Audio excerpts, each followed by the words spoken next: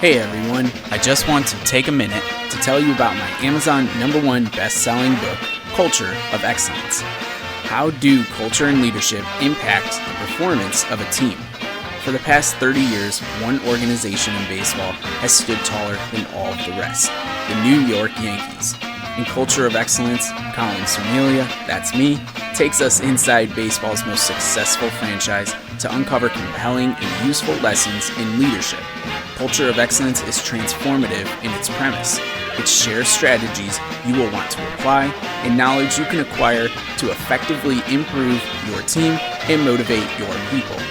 With 3 foundational pillars, you can become a more effective leader and build a culture of excellence through stories from the Yankees. And you can purchase your copy of Culture of Excellence from any online retailer. There are hard copy, ebook, and audiobook versions available.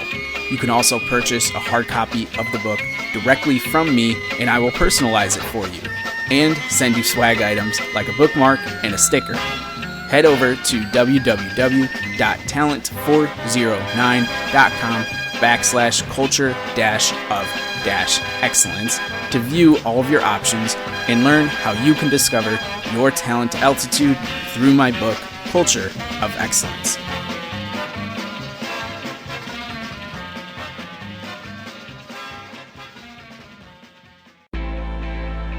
Welcome to the Dynamic Leaders Podcast. I am your host, Colin. Thank you for joining us today, and please head over to talent409.com to learn more about how we can help your team with their leadership and culture development. Wherever you are in the world, and whether it's the 7 pillars of dynamic leadership, culture pyramid building, or anything else, let our team of experts help you discover your talent altitude. This podcast is available on Spotify, Amazon, YouTube, iTunes, Apple Podcasts, and wherever else you listen to podcasts. You can help the show grow by taking a minute and leaving a rating and review on your podcast listening platform, or by sharing this episode with a friend and on social media. And on to episode 138 of the Dynamic Leaders Podcast. Our guest for this episode is Kristia Worthy. Kristia is the Director of Talent Development at the University of Louisville. She is like me in many ways, where she nerds out on the whole development side. How do we help our people become better leaders? We get to talk so much about that throughout our conversation today. And Kristia is also an expert when it comes to diversity and inclusion in the workforce. And not just talking about diversity and inclusion, but actionable items. How do we get better with these topics that have become so front and center over the course of the past year? We can't just talk about them anymore. We need to have movement. Kristia will give you some actionable items to walk away with, and you will hear Kristia walk us through what she calls a needs assessment. And in this needs assessment, you can learn about how you can better help the people in your company, in your team, wherever it is that you are looking to improve your leadership and culture. And I love that Kristia was able to provide this very actionable item for our podcast today. So let's not waste any more time, and let's dive right into my conversation with Kristia Worthy. All right, everyone, welcome to another episode of the Dynamic Leaders Podcast. Today, my guest with me is Kristia Worthy. Kristia, thank you so much for joining the show. Thank you. I am extremely excited to be here and looking forward to the conversation that we'll get to have. Yes, we have a lot of excitement to get to, and I love your background, and we're going to get into so much of that here in just a second. But before we get too far, before I spoil it for everybody, I want to first give you an opportunity to tell the listening audience a little bit about yourself. So please tell us, who are you?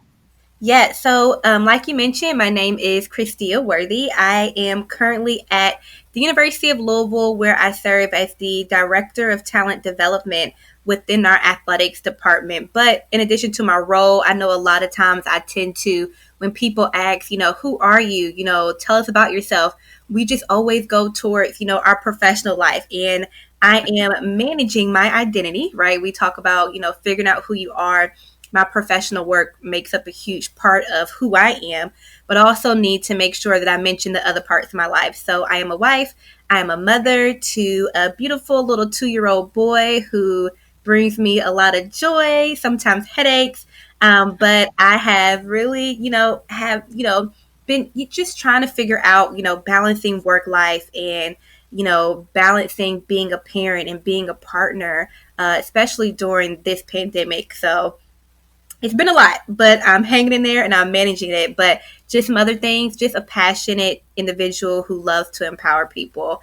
I often talk about my why, my purpose, and I firmly believe that, I was brought into this world to help empower and uplift people. And I strive to do that every single last day in all the work that I do. And I really feel like I am able to do what I love. And that just brings me a lot of joy. Absolutely. That's awesome to hear because I'm sure you know people that when you ask them who you are or what they do, you don't get that same type of answer. You don't get the enthusiasm that you just brought to this conversation, right? You get people who are like, well, it could be better. I could be doing something different. I wish I could do this, etc. So it's awesome to hear that you've found your path and like you said, there's still some bumps in the road and some things to figure out. But overwhelmingly, it seems like you're happy with where you are right now, and that's a great start to this conversation. Good, yeah, definitely. But like you said, just there's obstacles, just finding ways to overcome them and making the best out of it.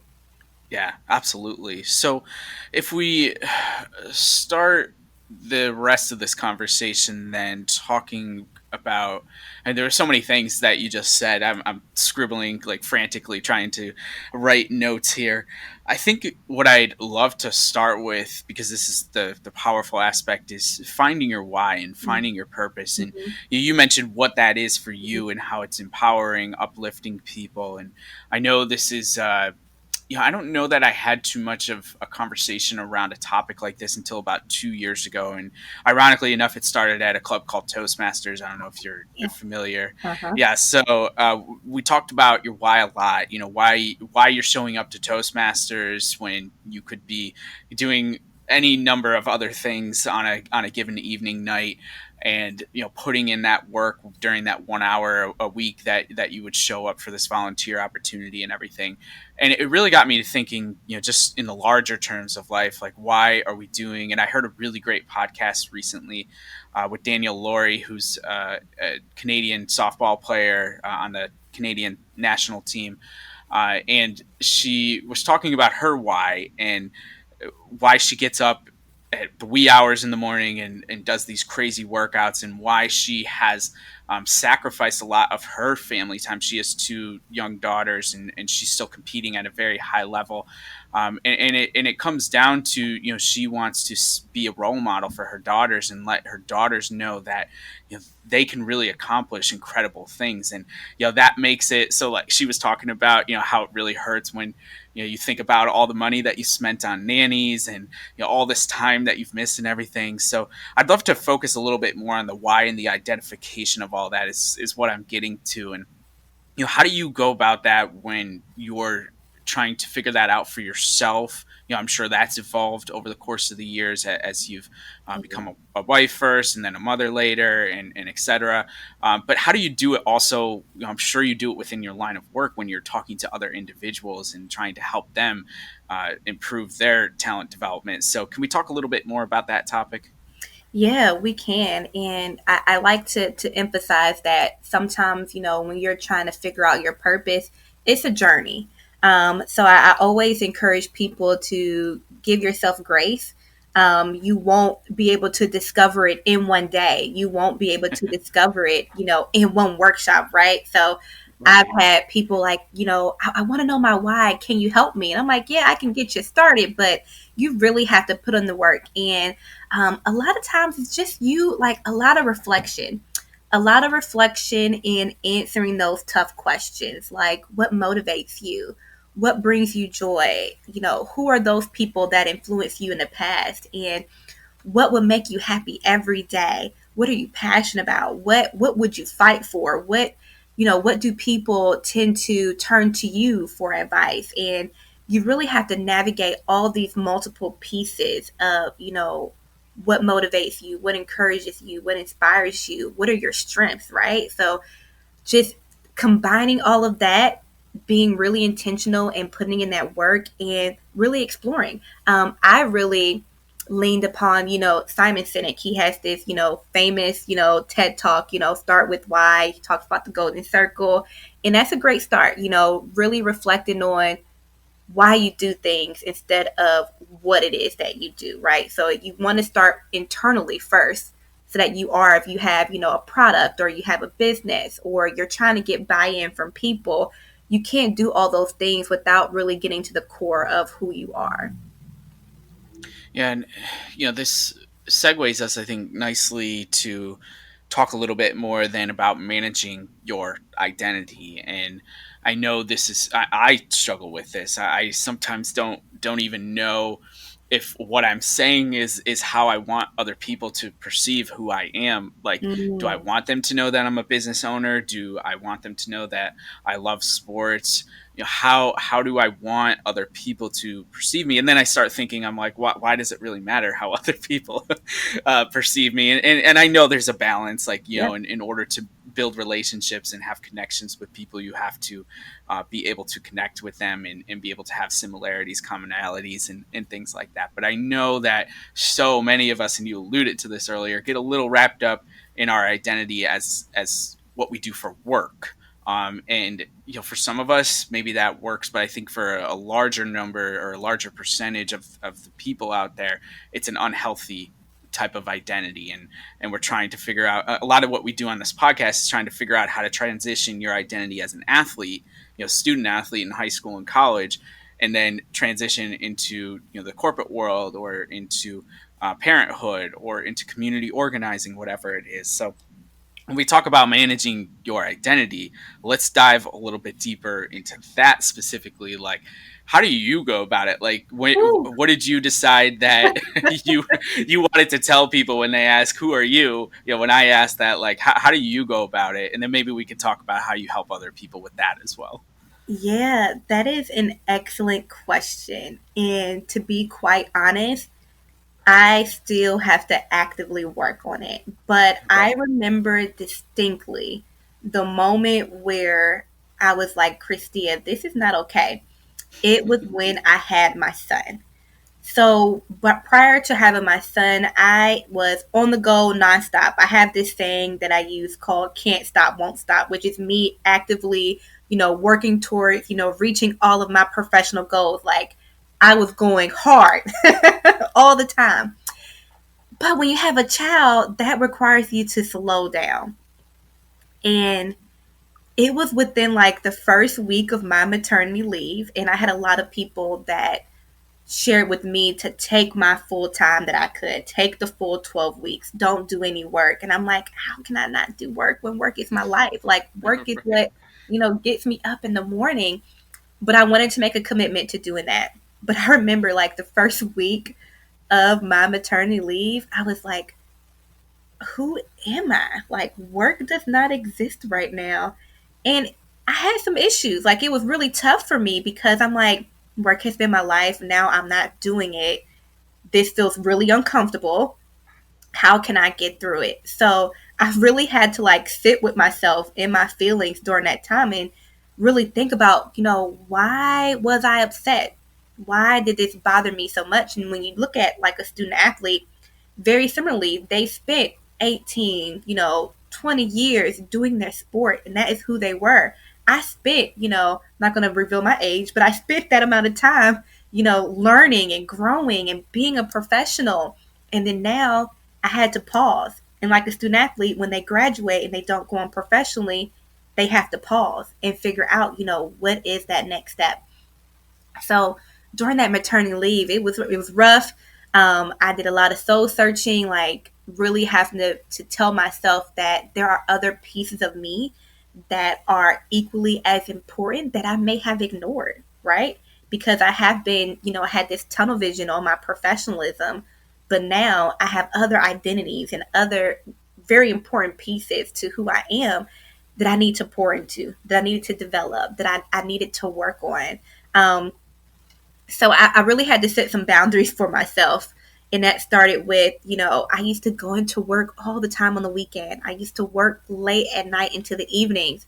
But now I have a family. So I have to be okay with pausing, at 5:30 or 6 p.m. and being present with my family. And anything that I do or anything that's a part of me, I always want to be the best version of myself. And I knew that through reflecting, being intentional with setting boundaries, I really had to focus on those other pieces for me to even for me to even feel whole. And that really helped me figure out, who I am, and for me to really not neglect those other pieces of me that are equally as important, that really impact my professionalism, right? So Sure. I've just been trying to be, very open and honest and having conversations very similar to this with people to help them figure out, who they are and, their purpose and their why. So it almost seems like, in a way, that when we're talking about managing your identity, you're prescribing a method that you would want people to look at themselves as a little bit more of a generalist versus like a specialist in one particular part of their life. Like, open up to the idea that you can have multiple passions, you can pour yourself to multiple different things, and still get everything done that you're looking to accomplish. It's not going to take away. It might slow down the process a little bit, but in a way that can be a good thing, right? Yeah. Yeah, for sure. Definitely, paying attention to those various parts to where you're actively growing them and not neglecting them. But like you said, it may slow things down, but the end result will be extremely better if you neglect it to explore those areas. Yeah, I feel like it would lead to a lot of regret if Mm, you neglected your family time, for example, and then 10 years down the road you're like, wow, I can't ever get this time back. And did it really advance my career much further than I was expecting it to? I mean, we're not saying don't shoot for the stars, we're just right. saying there's a lot to life outside of just work. Yes, there definitely is. Yeah, yeah, awesome. So you mentioned that you are the director of talent development in the athletics department at the University of Louisville. So I'd love to learn a little bit before we talk specifically about that work in some more detail. Like, how did you get into this line of work? Like, where did that passion start to develop? What were some of the steps that you took to be able to do what you're doing today? Yeah, so I've had a very crazy journey. Initially, when I was starting my career, I did not know I would be where I am today. Um, I've always wanted to be an educator. I've always wanted to teach people. So I went to school to get my bachelor's in middle school math education. Wanted to be a math teacher. I loved math. I loved teaching the kids.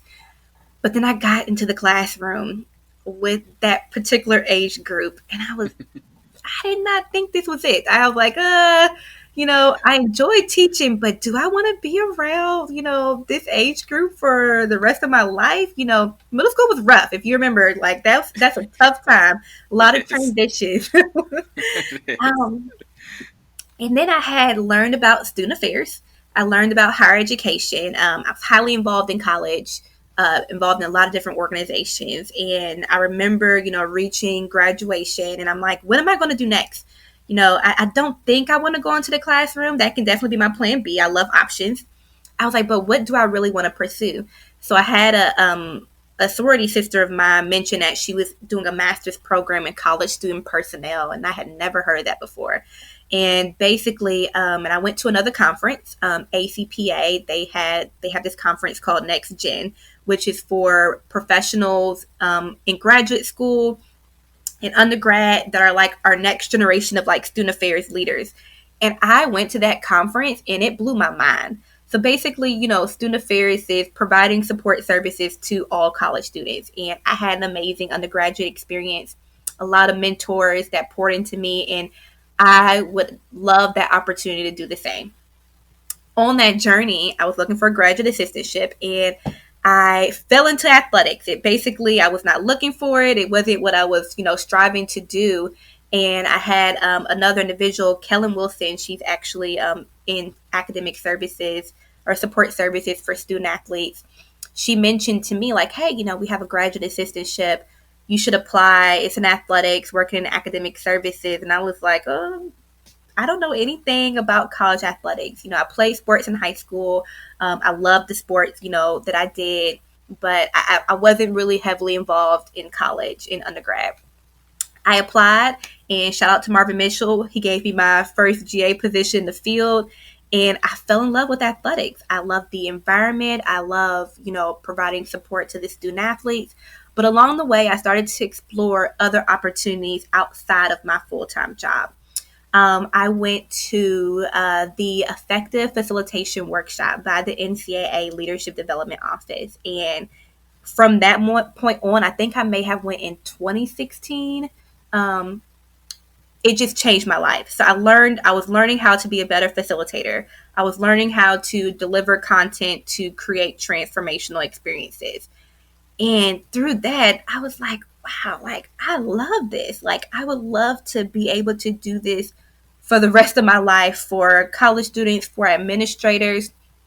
So I continue to seek opportunities to where I can, uplift people. I can help them explore who they are. I can teach other leadership development traits. I also, while I was at Michigan State, I was our tutor coordinator where I had to interview tutors. I had to train them. I had to evaluate them. And I'm like, I love this work. Like, what is this called? Like, how can I learn more? And that's when I realized this is human resources. This is organizational development. And I went back to school, did a second master's, and I loved my program at University of Louisville. So what I started to do was create opportunities. I am a huge fan of if there's something that you want, you have to go after it. And sometimes that requires you to create those experiences. So while I was working in academic services, I oversaw, several sports. I oversaw one of our minority student athlete organizations. But within our team, I talked to my supervisor and I was like, hey, can I do some diversity and inclusion training for our staff? And he was like, yeah, go ahead, Kristia. Hey, can I, help coordinate like our team retreat? Can I, share this information at our staff meeting? Can we start, incorporating this? And, he really gave me the platform for me to still, do my job, but also explore those areas that I'm extremely passionate about. And I believe it was definitely perfect timing how I transitioned to my role. Our athletic department, we were really figuring out, who we are. What do we stand for as an organization? And through feedback from our employees, they wanted to be developed. They wanted to have opportunities to grow. And because I had been vocal with helping, our academic services team, and, even as a department, I led some activities over diversity and inclusion, that when they were creating this, new initiative, they thought of me to do that. So that's when I transitioned over to athletics HR. And it sounds so crazy, but I love my work. I'm able to provide opportunities for our managers, our coaches. I still do work with student athletes, and just help them develop and grow into the best versions of themselves. And even in the diversity and inclusion space too, just helping people be more aware, and just provide those avenues for people to be able to do their job well, right? So a lot of times, I love to mimic corporate America because I think they do amazing things with, helping their employees grow. But athletic departments need to start doing the same thing, because we're human beings. We want to feel like we belong in our organizations. And in order to do that, we have to create those opportunities to where they do feel valued, to where they do feel like they're being invested in. Yeah, absolutely. And I love the creating your own opportunities. And I also love the fact that you had that support from within. And sometimes I think that's where the disconnect and where you get discouraged, even is you have this ambition and these desires to do things, and then you don't get support from the people that can empower you to be able to do that. So that connection right there is a really great aspect to your story. And one of the main reasons that I wanted to have you on is we have a lot of commonalities in terms of the type of work that we really enjoy. And I also love my work, and I get to do it primarily with student athletes at the high school and collegiate level. But when I was looking at your profile and the work that you were doing, I noticed that you were doing quite a bit of work with adults in the room. And so, as you mentioned, whether that be coaches, whether that be people within your department. And I was talking to one of my mentors about a year ago. His name's Carl Olson. He runs the student athlete development department at Penn State. And literally, one of the first things that he said to me was, Colin, the one area that is underrepresented right now is the coaches and the adults, like that are the ones supposed to be helping these student athletes develop. They don't get the same opportunities that now we're overwhelmingly seeing for student athletes. And so when I saw this in your profile, I said, okay, wow, we have to have a conversation here, because I would love to know how we teach the teachers to be effective with our kids, because so often on this podcast we talk about the influence that your coaches have, that adults in general have around kids. And I think that not just being underrepresented in terms of programs being out there for adults, but I think where I was guilty of this for a time. When you're an adult, you think you have everything figured out, and you don't think that you need to go through any type of leadership development exercises or workshops or things like that. And I know when I was teaching them in the corporate world, there were plenty of times where the eyes were glazed over, and the people in the room wanted to do basically anything but be there, learning what we were talking about. So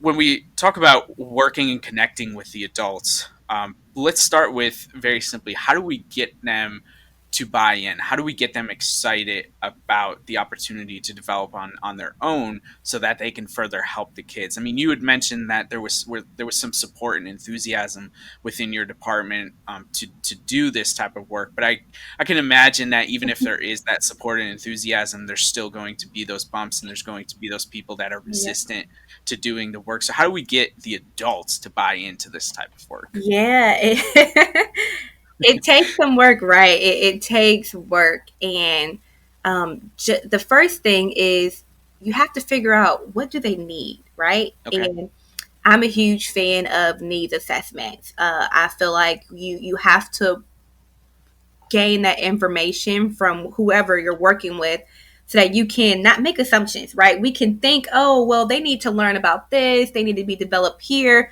which might be true, but we also want to make sure that we figure out from them, what do they want? And that way you're able to tailor that information to make it relevant, and also to help them, get interested in whatever content that you want to share. I will also add that you have to meet people where they are. And that goes for several things, right? So, one, you want to make sure that you're creating opportunities that are inclusive of their schedules. Coaches are busy. They are traveling, they're recruiting, they're on the road, they have practice. So, where can you provide those opportunities that meet, their busy schedules, but also that makes it, I don't want to say relevant, but more practical? Like, what is a realistic time for them? Yeah, maybe you would love to hold like a 2-hour workshop on a Wednesday, but does that really work? Can you find other pieces to where you can help them develop? Like, for example, attending their coaches' meetings, attending their specific team meetings, and leading workshops with them, with their student athletes, to help them grow. But you really have to first figure out what they want, figure out what their needs are, and then create and develop ways that are practical for their schedules. They're under so much pressure. They have a lot of things to worry about, especially right now, with COVID and navigating, other things. So we really have to figure out and be creative and be innovative in getting them engaged and getting them involved, and also getting them excited. One thing I like to mention is, or I don't want to say preach this, but they want student athletes to attend workshops. They want student athletes to do community service. They want student athletes, to grow and develop. And just reiterating and emphasizing that growing is a lifelong journey.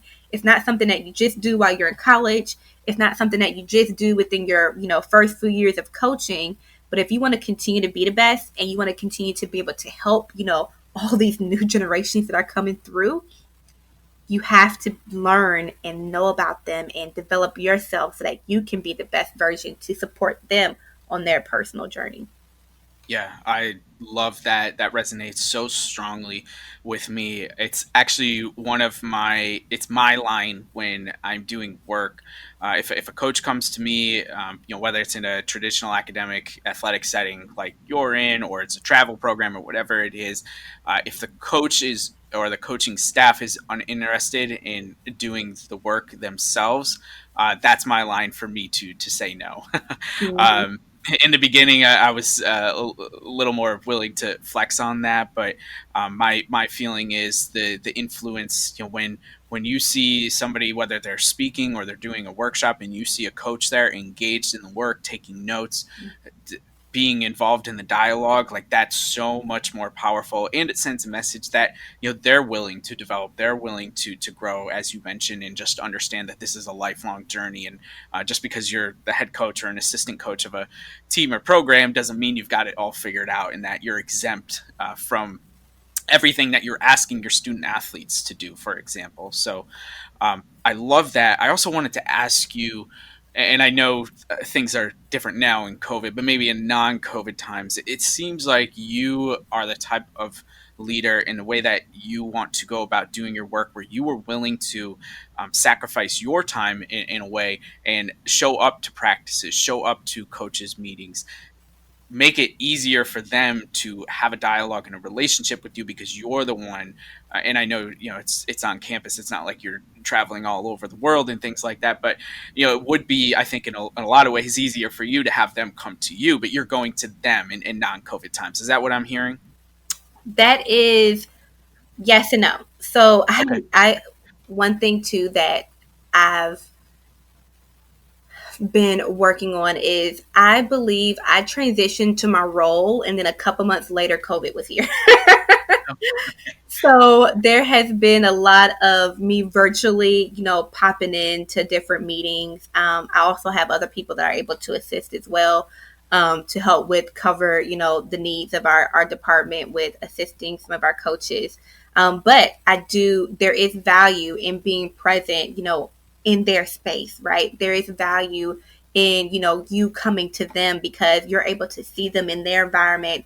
You're able to interact with them and make them feel more safe in their own spaces. So I highly encourage anyone, whether you're trying to do training development or you're trying to get them to complete any compliance forms, when you're showing up and you're present at practices or even competition or just even stopping by their office to say hello, that definitely helps with relationship building, and relationships is what is needed in order to get buy-in, as well. So I highly, highly, highly encourage people to be present, be accessible, and just build those relationships with your coaches, with your student athletes, because it will allow you to come from a more authentic space when you are asking them to attend this workshop. And even through that relationship, you'll get to know them more and even be able to explain, like, hey, this could be really beneficial. Like, I saw that you had a hard time navigating a conversation with that Gen Zer over there. Hey, come to this workshop over navigating generational differences. So I love that, and I'm looking forward to post COVID times to where I'm able to pop up at practice more. Yeah, yeah, absolutely. For many reasons, I think we're all looking forward to that day. But you're doing. I think you are showcasing that you're doing the best that you can in the circumstances that we have, and you're still being accessible. You're still putting yourself out there, and that's really cool to hear as well. Now, I'd want to transition because I know this is something that is you are passionate about, and it's something that's super important and has come to light more than ever over the course of this past year, and that is the whole diversity and inclusion piece when we're talking about how that fits in not just to athletic departments within major universities, but how it fits into the general Yeah. culture of our population. And so I would love to know a couple things. Not just how do we know what's important to talk about in these settings, but how do we make it impactful? Because I think that's where we've seen the change, right? This year is like we were having these conversations in the past, but maybe they weren't as impactful as they've turned out to be here in 2020, where we're now starting to see some long overdue changes. So, how do you go about identifying how you're going to have conversations around that? Yes, and you're right. We have been, having these conversations, and there's definitely been a shift that has a lot of professionals, excited and encouraged, as well as, student athletes, administrators, just human beings across the world. To make it impactful, there's a few things that needs to occur. One, you have to set the tone that it's okay to be vulnerable. I know that word often brings fear or uneasiness, or people frown upon it, or they think it's showing weakness. Sure. But if we really want to be honest about situations, and if we really want to open the door for growth and conversation, you have to be vulnerable. I love Brene Brown. She's my fave. I highly encourage, people to listen to her. But we have to be more vulnerable. So that's always said in, any situation. It's a almost broken record whenever I'm having conversations with people. Also talking about the importance of empathy, being able to understand where a person is coming from in regards to their feelings and emotions, and to be able to shift your line of thinking and taking on their perspective is really important. I also know that I already said, meeting people where they are, but you have to meet people where they are. I know we want everyone to be all the way at the top, to have this level of competence and knowledge, but that's not the truth. That's not realistic.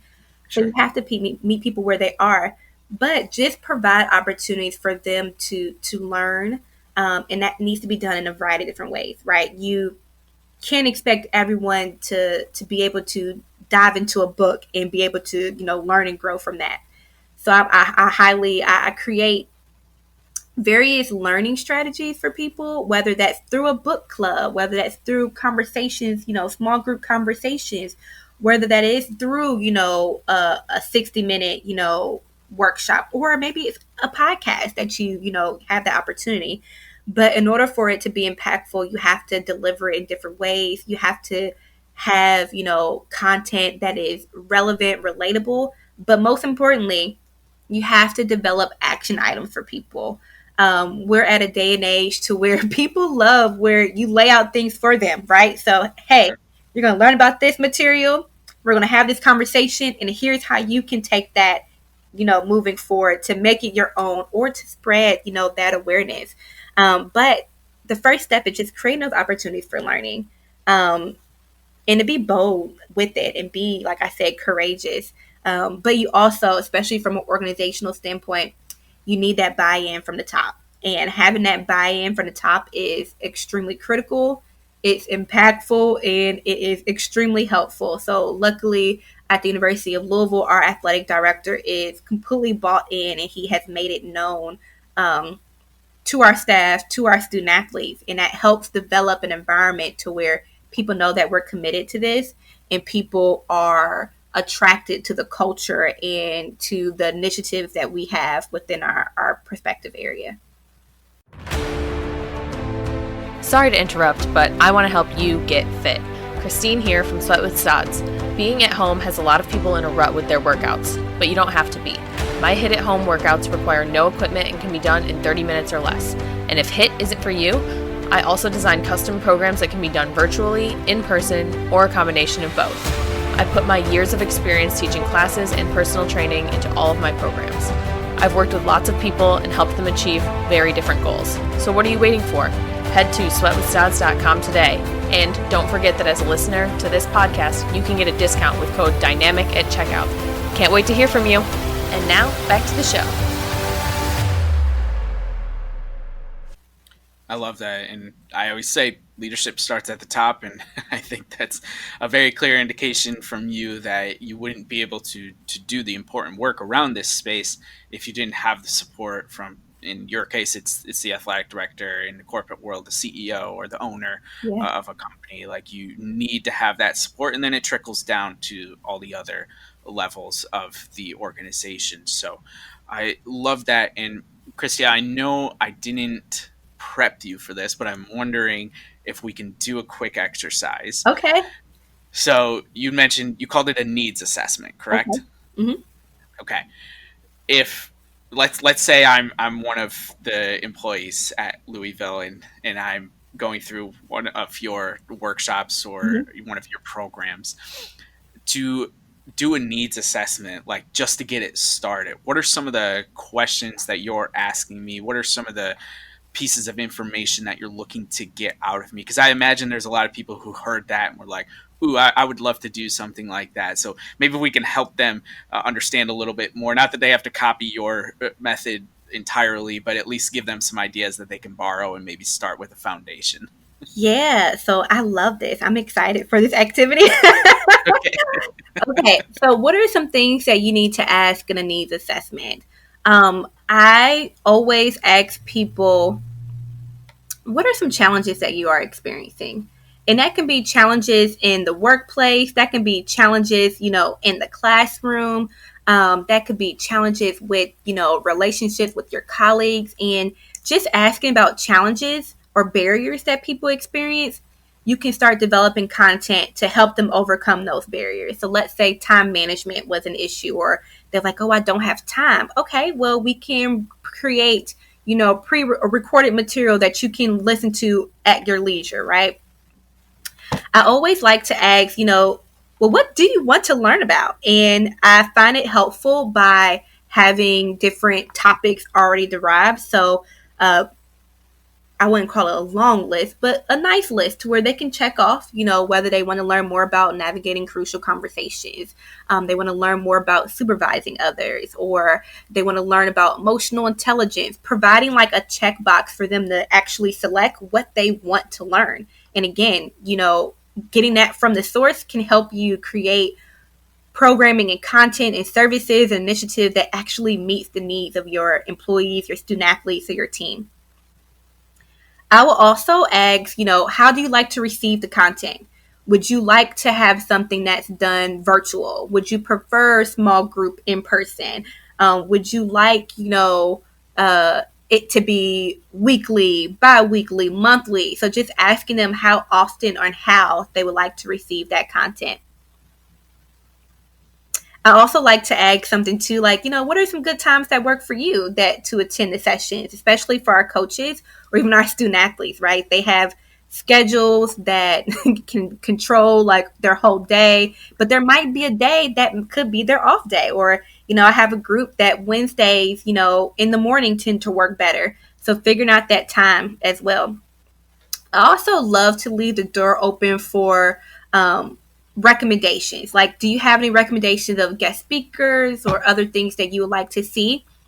But one question that I love asking all the time is, what is needed to make a learning experience impactful? And I find that important to ask because we're all different human beings. We all have our different priorities and preferences.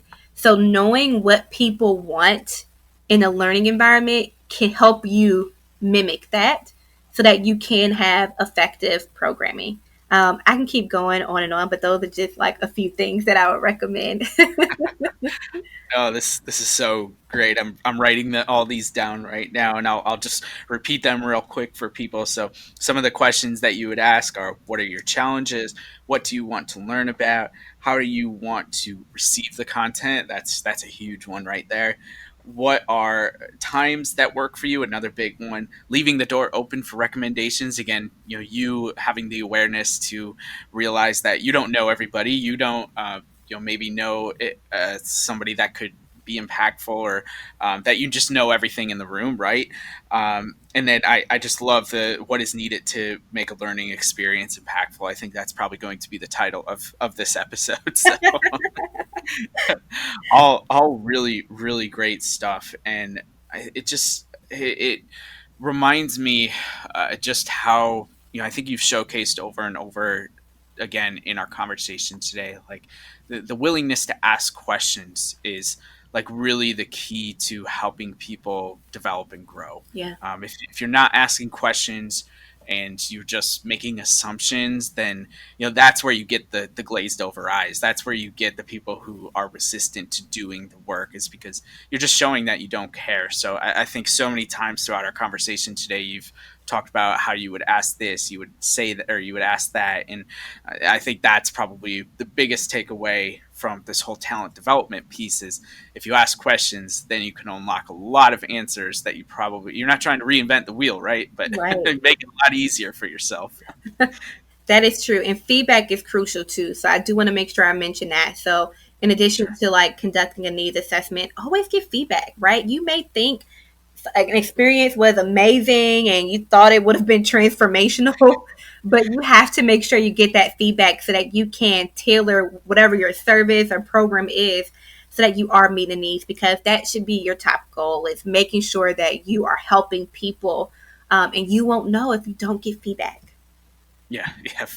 Feedback's so important. We were joking. I was on a podcast, and a lot of times on my podcast, I get, whether they were former players or I get coaches themselves, and we talk about different team building activities. And the one that always sticks out in my mind as one of the funniest is this arts and crafts activity night at one of the coaches' house for a big time softball program, and it was less about the arts and crafts and just more about the players, coming over to the house and connecting with the coach, with his family and everything like that. And we were joking on a podcast that I was on where just because it works for this program doesn't mean it's necessarily going to work for your program. If you don't have student athletes or these players that enjoy coming over to your house and doing the arts and crafts just because it worked for someone else. So if you don't ask them, how is this? Are you enjoying this? Then, and even if it is something that works, eventually it might get stale and it might get something that they get resentful of the time that they're doing. So being willing to just ask that, it's funny, like how often I think we just get caught up. We're like, oh, this is the greatest idea in the world. And if we just asked one person, we would have realized that if we just tweak something, it would be a lot more effective. Yes, completely agree. Well, Kristia, I want to thank you for coming on the show. You've certainly showcased through all this work that you're doing in talent development why you are a dynamic leader. And before I let you go, I do like to give my guests an opportunity to shout out someone in their own life who's been influential from either a leadership or just a general standpoint. So do you have somebody that you'd like to give a quick shout out to today? Yes, it's actually, I would say, a group of people. So I would love to shout out all the working moms in athletics. Women are just so strong and so powerful. So to be able to balance work and to still give your all to your athletic department and to your student athletes, I commend you. Y'all are my role models. I'm trying to get my life together in that area. So working moms are dynamic leaders. I love that, and it certainly resonates. My wife and I are, much like you, trying to figure out parenthood and COVID, where we're both working and trying to raise our daughter. And I think parents in general these days definitely get plenty of pats on the back and plenty of recognition, because it is not easy to balance your personal life and the things that you're trying to do for your kids with work. So love that shout out. Have loved this conversation, Kristia. Thank you so much again for coming on today, and can't wait to see the work that you continue to do with Louisville. Thank you. And I appreciate you for sharing your space and your energy and your passion with all of your followers. We appreciate the work that you do. And thank you for having me.